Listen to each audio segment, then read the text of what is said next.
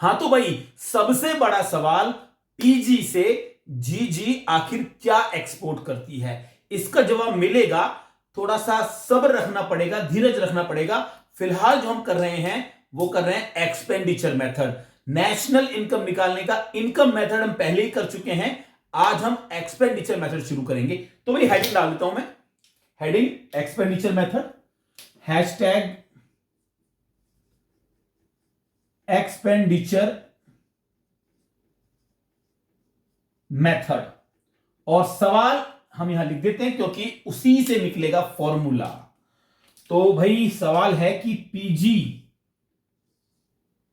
से जीजी, जीजी मतलब होता है बहन, बहन को जीजी बोलते हैं। पीजी से जीजी डैश एक्सपोर्ट करती है, एक्सपोर्ट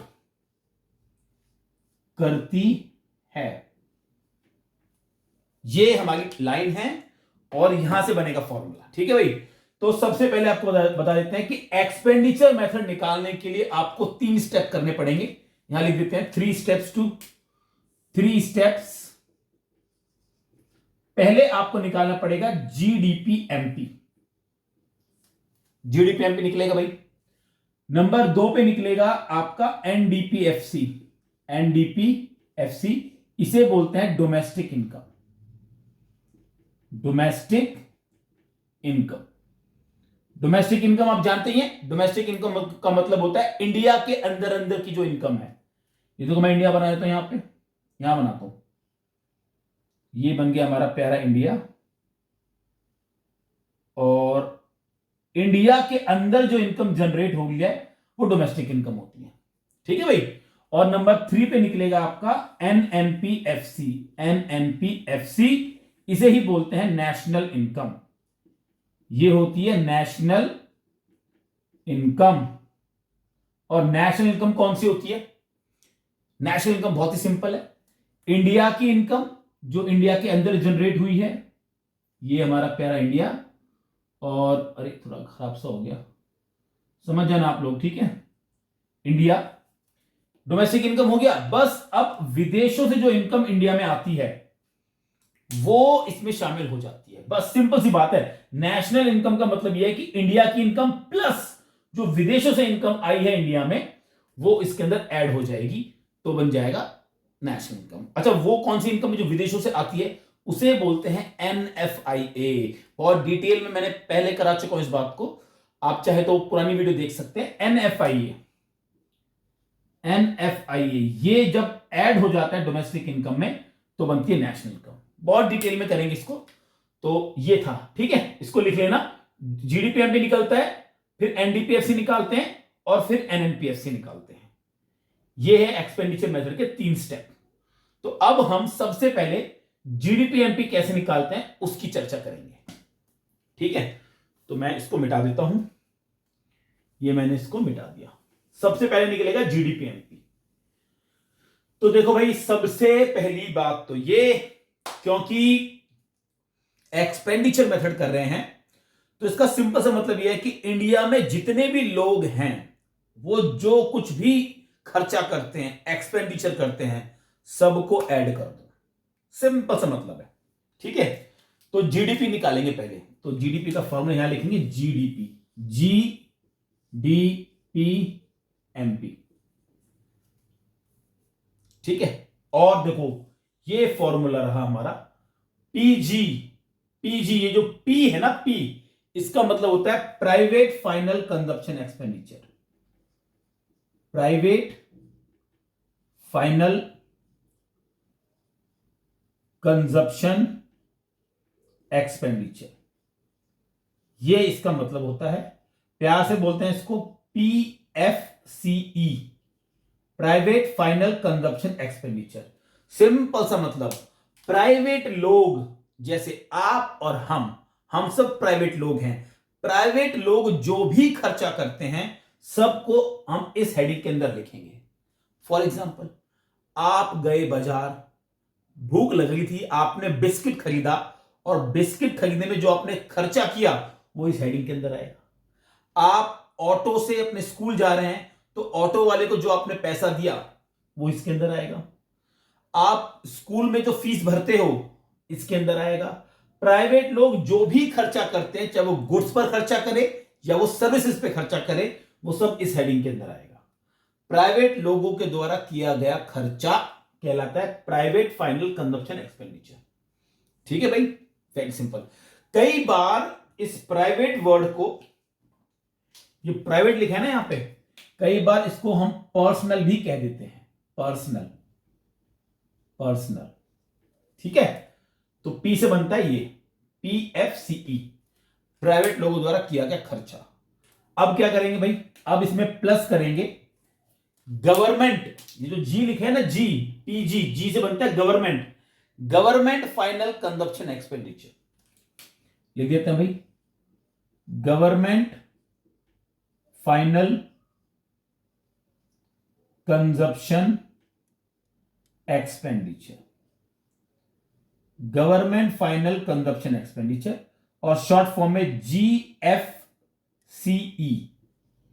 अच्छा भाई, ये क्या होता है? बहुत ही सिंपल है। गवर्नमेंट जो भी खर्चा करती है गुड्स एंड सर्विसेज को खरीदने पर, वो सब इसके अंदर आता है।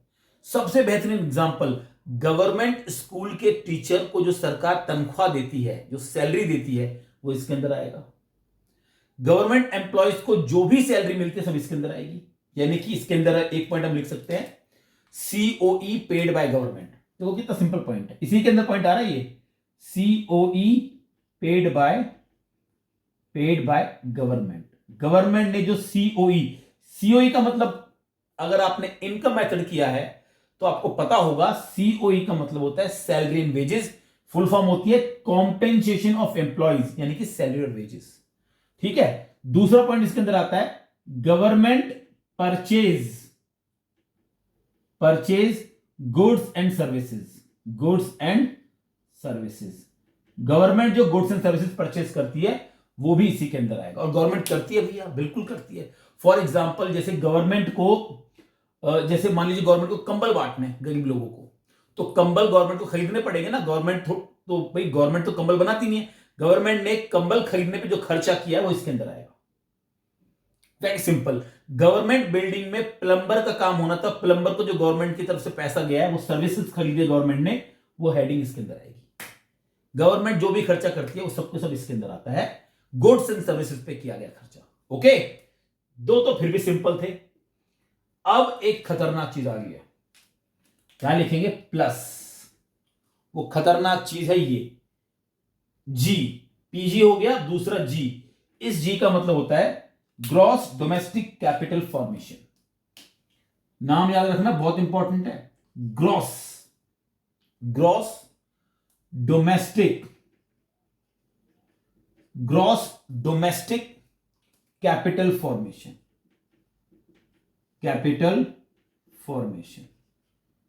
ग्रॉस डोमेस्टिक कैपिटल फॉर्मेशन, इसको बोलते हैं प्यार से GDCF, gross domestic capital formation. इसके होते हैं भाई दो पार्ट। अभी समझाएंगे होता क्या है। इसके दो पार्ट होते हैं, ध्यान रखना, पार्ट कह रहा हूं, दो चीजों से मिलकर बनता है ये। तो पार्ट अगर हम इसका लिखें तो पहला पार्ट ये रहा और दूसरा पार्ट ये रहा। इसका दो पार्ट होते हैं इसके। पहला पार्ट लिख देते हैं। पहला पार्ट वेरी सिंपल, यहां पे लिखना है gross domestic fixed capital formation, gross domestic fixed capital formation. और दूसरा पार्ट होता है वो जो हम यहां पे लिखेंगे, यानी कि देखो, P से ये बन गया, G से ये बन गया, पहले G से बन गया ये ग्रॉस डोमेस्टिक कैपिटल फॉर्मेशन, दूसरे G से बन गया ये gross domestic fixed capital formation. और जो बीच में जो जिस सवाल को हम ढूंढ रहे थे कि PG से GG डैश एक्सपोर्ट करती है, तो भाई इसमें आएगा अनसोल्ड स्टॉक। क्या आएगा? Unsold stock. और जो ये अनसोल्ड स्टॉक है, इसका दूसरा पार्ट है अनसोल्ड स्टॉक। मैं यहां लिख देता हूं अनसोल्ड स्टॉक,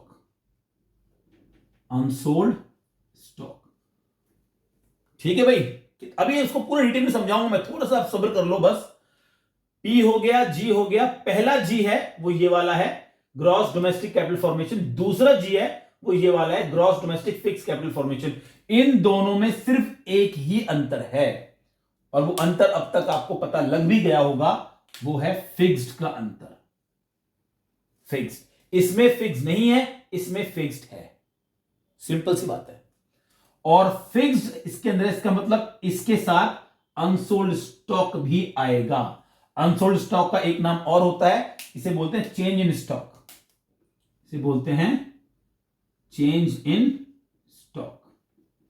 ठीक है, अब मैं आपको समझाता हूं ये है क्या चीज। भाई देखो, इसका मतलब ये होता है, मैं आपको नॉर्मली समझा रहा हूं कि जो भी इन्वेस्टमेंट होगी, जो भी कैपिटल फॉर्मेशन होगा, जो भी इन्वेस्टमेंट होगी, चाहे वो सरकार करे या वो फर्म करे, वो सारी की सारी इन्वेस्टमेंट इस हेडिंग के अंदर आएगी। फॉर एग्जांपल, गवर्नमेंट मेट्रो बनवा रही है, तो गवर्नमेंट बहुत पैसा खर्च कर रही है, इन्वेस्टमेंट कर रही है, इस हेडिंग के अंदर आएगा।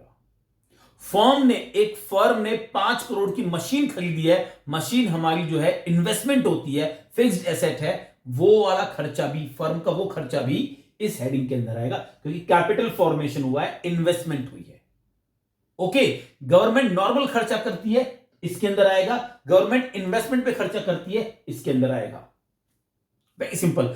हम लोग भी, हम जो हाउस होल्ड हैं, हम भी अगर कोई इन्वेस्टमेंट करते हैं, फॉर एग्जांपल हमने, हमारा 2 मंजिला घर है, हमने तीसरा मंजिला घर बनवाया, रेजिडेंशियल कंस्ट्रक्शन किया, रेजिडेंशियल कंस्ट्रक्शन किया, तो वो भी इसके अंदर आएगा। जो भी इन्वेस्टमेंट हम करेंगे वो सब इसके अंदर आएगी। इसीलिए कैपिटल फॉर्मेशन जो वर्ड यूज हुआ है, इसकी जगह इन्वेस्टमेंट वर्ड भी यूज हो सकता है।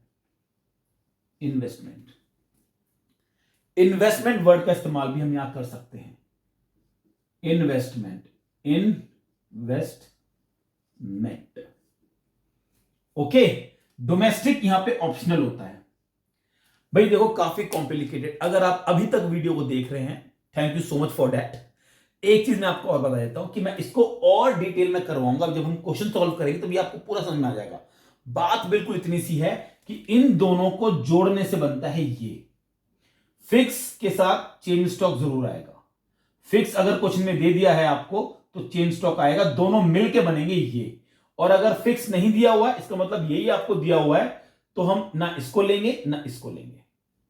Very simple. अगर ये दे दिया है तो ना ये आएगा ना ये आएगा, लेकिन अगर फिक्स दे दिया है क्वेश्चन के अंदर, तो चेंज स्टॉक उसके साथ लगेगा, दोनों मिलके ये बनते हैं, दोनों को प्लस करेंगे फिर ये बन जाएगा। अब एक क्वेश्चन सॉल्व करेंगे, उसमें आपको मैं डिटेल में समझा दूंगा ये। ठीक है भाई, तो ये हो गया। तो ये सब यहां तक पूरा अनसोल्ड स्टॉक तक यहां पे हो चुका है। अब एक्सपोर्ट करती है, तो भाई इससे बनता है नेट एक्सपोर्ट। तो यहां पे लिखता हूं मैं प्लस, ये 1 2 3 4, चौथा मैं यहां नीचे लिख रहा हूं। ठीक है, यहां आएगा net export, net export. Okay, जब आप इन तीनों चीजों को इन चारों चीजों को जब आप ऐड कर दोगे, PFCE plus GFCE plus GDCF plus net export, इन चारों को 1 2 3 4 चारों को ऐड करने से बनता है जीडीपीएमपी। पीजी से जीजी अनसोल्ड स्टॉक एक्सपोर्ट करती है। इस एक लाइन से आप ये फॉर्मूला ड्राइव कर सकते हो, मतलब याद करने का सिर्फ एक तरीका है ये, पीजी से जीजी अनसोल्ड स्टॉक एक्सपोर्ट करती है। एक्सपोर्ट से बनता है नेट एक्सपोर्ट। ओके, चलिए अब इसमें 2 चीजें आपको ध्यान रखनी है, points to remember, points to remember, points to remember. Number 1, private को पर्सनल भी कह सकते हैं, प्राइवेट को हम क्या कह सकते हैं, पर्सनल। तो ये पर्सनल के नाम से भी आ सकता है, पहला पॉइंट है। दूसरा पॉइंट है यहां से कि फिक्स और चेंज स्टॉक दोनों मिलके बनता है ये, यानी कि अगर आपको फिक्स्ड दिया हुआ है क्वेश्चन में, तो प्लस चेंज इन स्टॉक, जिसको अनसोल्ड स्टॉक भी बोलते हैं, वो आपको ऐड करना ही करना पड़ेगा। तीसरा पॉइंट, अगर आपको चेंज इन स्टॉक नहीं दिया, चेंज इन स्टॉक जिसको अनसोल्ड स्टॉक भी कहते हैं, वो नहीं दिया, तो वो आपको फाइंड आउट करना पड़ेगा। उसका एक फॉर्मूला होता है, फॉर्मूला मैं यहां लिख रहा हूं, change in stock, change in stock का फॉर्मूला होता है closing stock minus opening stock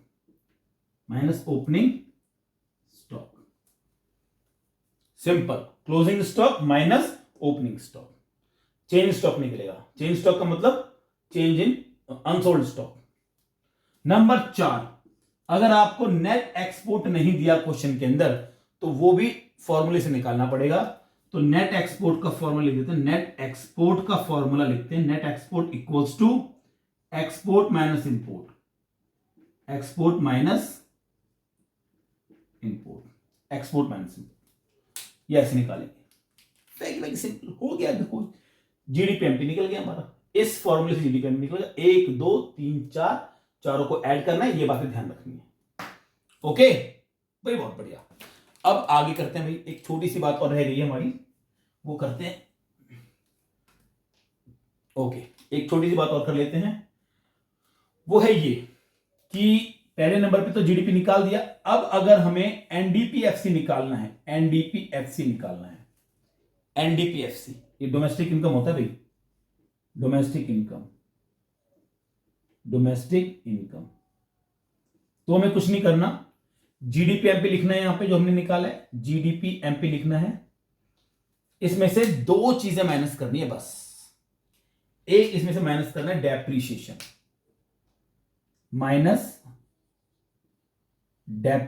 minus करना है, और माइनस करना है नेट इनडायरेक्ट टैक्स। दोनों चीजें आपको गिवन होंगी क्वेश्चन के अंदर, डेप्रिसिएशन गिवन होगा और नेट इनडायरेक्ट टैक्स गिवन होगा। जब जीडीपीएमपी में से दोनों चीजें माइनस कर दोगे तब निकलेगा आपका ये NDPFC.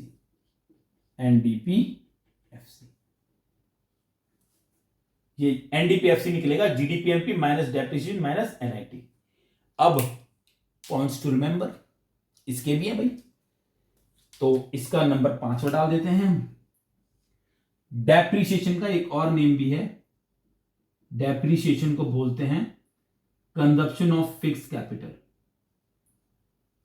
Consumption of fixed capital.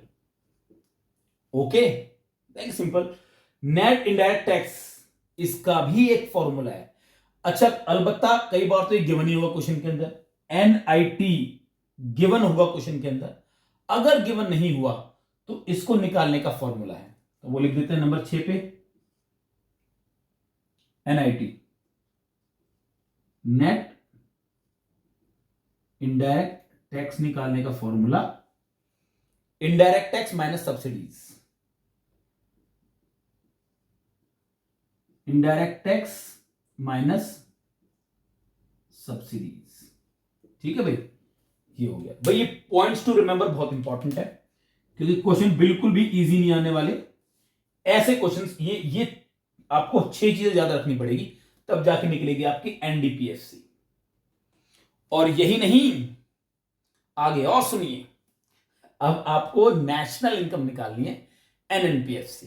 ठीक है, तो एक लास्ट टॉपिक और है क्या, तो एक पे अपने जीडीपीएमपी निकाला इस तरीके से, फिर आपने एनडीपीएफसी निकाला इस तरीके से, और नंबर 3 पर आप निकालेंगे एनएनपीएफसी।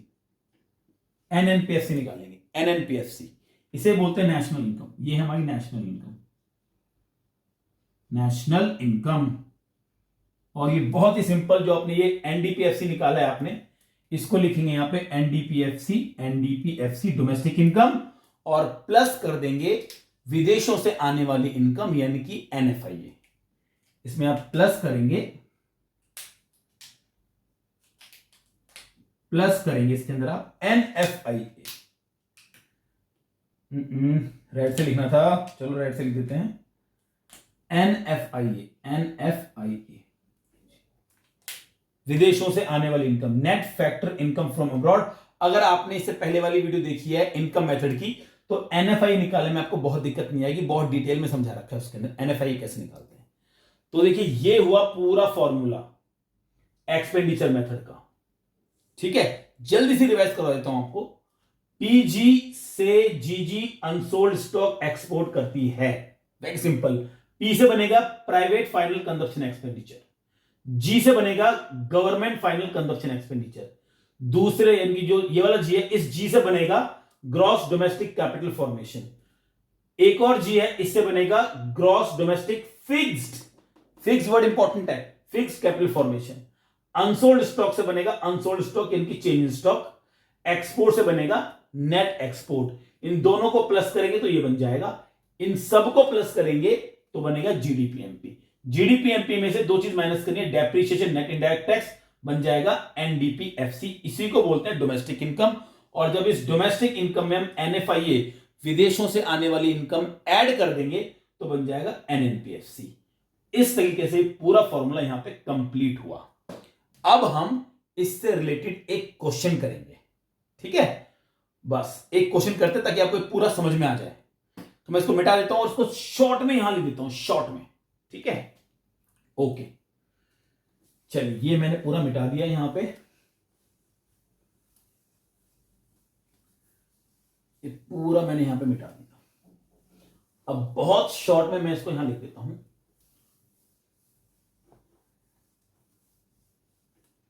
देखो भाई बहुत शॉर्ट में लिख देते हैं। नंबर 1 पे निकालते हैं जीडीपीएमपी, जीडीपीएमपी जो निकलती है private final consumption expenditure plus government final consumption expenditure plus gross domestic capital formation plus net export इससे निकलती है, ठीक है। फिर निकालते हैं हम एनडीपीएफसी वो निकलती है जीडीपीएमपी minus depreciation minus NIT net indirect tax. Number 3 पे निकलती है एनएनपीएफसी वो निकलती है ये एनडीपीएफसी प्लस एनएफआईए विदेशों से आने वाली इनकम। ये 3 फॉर्मूले होते हैं, मतलब 3 स्टेप्स होते हैं, ठीक है। अब इसका एक क्वेश्चन करते हैं, तो यहां लिखते हैं क्वेश्चन नंबर 1, यहां लिख देते हैं question number 1, find out national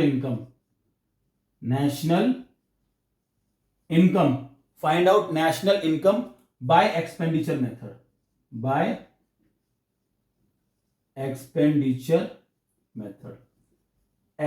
method से निकालना बेटा आपको, ओके।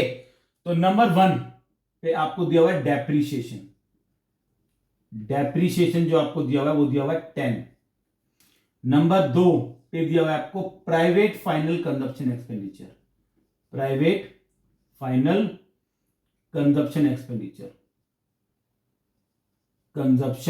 एक्सपेंडिचर वो दिया है आपको 1000। नंबर 3 पे दिया हुआ है आपको गवर्नमेंट फाइनल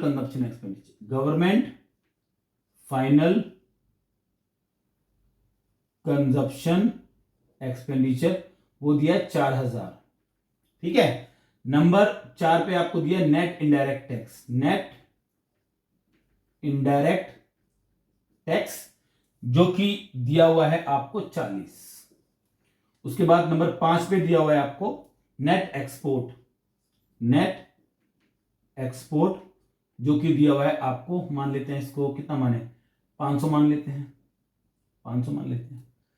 ठीक है। उसके बाद नंबर 6 पे आपको दिया हुआ है एनएफआईए, ये मान लेते हैं आपको दिया हुआ है कितना माने 100, इसको 100 मान लेते हैं। एक छोटा सा सिंपल सा क्वेश्चन हमारा हो गया है, ठीक है। इसको सॉल्व करते हैं। नंबर 1 सबसे पहले निकालेंगे हम जीडीपीएमपी, very simple, private final consumption expenditure निकालो। कहां लिखा है यहां पे, ये लिखा हुआ नंबर 2 पे 1000 ऐड कर दिया, plus government final consumption expenditure कहां लिखा हुआ है, ये लिखा हुआ है। अच्छा इसमें एक बहुत इंपॉर्टेंट चीज तो बेटा भूल ही गए, सॉरी फॉर दैट, वो लिखने बहुत जरूरी है। नंबर 7 पर है ग्रॉस डोमेस्टिक कैपिटल फॉर्मेशन उसको मान लेते 500, ठीक है। ये तो इंपॉर्टेंट ना भाई, गवर्नमेंट फाइनल कंजप्शन एक्सपेंडिचर ये रहा, गवर्नमेंट फाइनल कंजप्शन एक्सपेंडिचर 4000, इसको लिख लिया 4000, प्लस अब ये ग्रॉस डोमेस्टिक कैपिटल फॉर्मेशन, ये अभी हमने लास्ट भूल गए थे, ग्रॉस डोमेस्टिक कैपिटल फॉर्मेशन 500, ये लिखा है यहां पे हमने 500, प्लस नेट एक्सपोर्ट ये लिखा 500, 500 सबको ऐड कर देंगे 5000 और 6000, ये हो गया आपका 6000, 4 5 और 1000 6000। जीडीपीएम पे आ गया आपका। नंबर 2 एनडीपीएफसी, एनडीपीएफसी जीडीपीएम पे लिखेंगे यहां पे जीडीपीएमपी लिखा तो वह हमसे डायरेक्ट ही कर देते हैं। जीडीपीएमपी 6000 माइनस डेप्रीशिएशन ये 10 माइनस एनआईटी कितना हमारा 40, यानी कि 50 माइनस करना है तो ये हो जाएगा 5950 एनडीपीएफसी 5950। ठीक है भाई, एनडीपीएफसी आ गया। नंबर 3 पे करेंगे हम एनएनपीएफसी, एनएनपीएफसी वो निकालेंगे एनडीपीएफसी प्लस एनएफआईए विदेशों से आने वाली इनकम वो ये रही 100 एनएफआईए तो 5950 प्लस 100 कितना हो जाएगा भाई 0501 6050 इतना ही होगा ना 0 9 10 की तुरंत ले 6050 ये हो जाएगा आपका एनएनपीएफसी। दैट्स इट, सॉल्व हो गया हमारा एनएनपीएफसी। इसको डाल देंगे हम बॉक्स में, इसको बॉक्स में डाल देते हैं। That is the answer NNPFC. इस तरीके से करेंगे। ये तो सिंपल सा मैंने एक क्वेश्चन अभी भी जस्ट बनाया था, इसमें हम हल्की से हमसे भूल भी हो गई थी, हम इसको भूल गए थे, लेकिन ये सिर्फ समझाने के लिए था। It is just in imagination से मैंने क्वेश्चन बनाया था। अगली वीडियो में हम 5 क्वेश्चन करेंगे एक्सपेंडिचर मेथड के, जो बहुत ही डिटेल में थोड़े डिफिकल्ट क्वेश्चन भी होंगे, वो करेंगे। भाई अगर आपको ये वीडियो अच्छी लगी है तो भाई लाइक कर दीजिए, चैनल पे नए हैं तो सब्सक्राइब कर दीजिए। कोई सजेशन देना चाहते हैं, कुछ आपको पसंद नहीं आ रहा है, कोई सजेशन है आपको, तो कमेंट बॉक्स में लिख दीजिए, ठीक है। और आप कौन सी वीडियो चाहते हैं इस पे मुझे कमेंट बॉक्स में लिख के बता दीजिए। Thank you so much. अगले वीडियो में आपसे मिलेंगे। नमस्ते।